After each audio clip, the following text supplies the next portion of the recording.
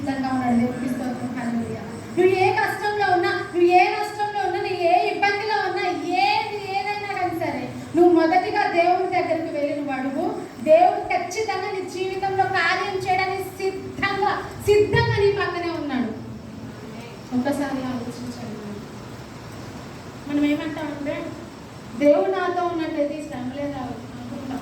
కానీ ఒకటి గుర్తుంచుకోవాలి, మనం అట్లా అనుకోకూడదు.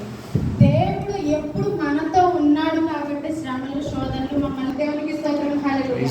నీకు ఎప్పుడైతే శ్రమ కలుగుతుందో, నీకు ఎప్పుడైతే బాధ కలుగుతుందో, నీకు ఎప్పుడైతే ఇబ్బందులు గురయ్యి వేదనతో నువ్వు దేవుడి సన్నిధానానికి వచ్చి, లేకపోతే వేదనతో నీవు దిగులుతో నువ్వు చింతిస్తూ ఉన్నావో అప్పుడే దేవుడు నీతో ఉన్నాడని ఆలోచించాలి. దేవునికి స్తోత్రం. హల్లెలూయా.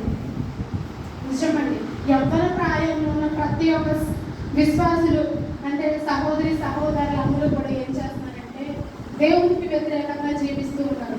దేవునికి వ్యతిరేకంగా వారి జీవితాన్ని సాతానికి అప్పగిస్తూ ఉన్నారు. వాక్యం ప్రకారం జీవించకుండా మనుషులు మాటలు సేవకుడు దగ్గరకు వెళ్ళి, అయ్యా నాకు ఈ శ్రమ ఉందయ్యా, నాకు ఈ కన్నీరు ఉందయ్యా, నాకు ఈ బాధ ఉందయ్యా అని చెప్పేసి నువ్వు సేవకుల దగ్గరకు వెళ్ళి నువ్వు దేవునితో సహవాసం, సేవకులతో కలిసి దేవునితో కలిసి నువ్వు సహవాసం చేస్తే దేవుడిని కార్యం చేయడానికి సిద్ధంగా ఉన్నాడు.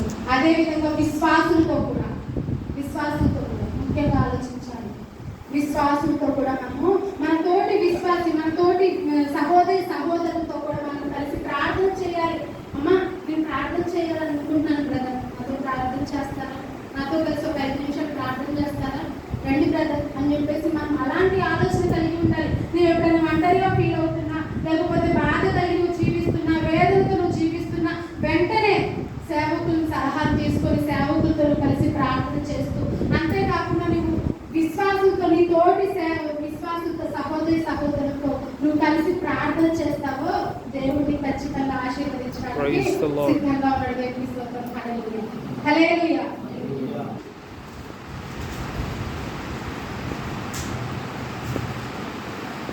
యోహాను సువార్త 20వ అధ్యాయము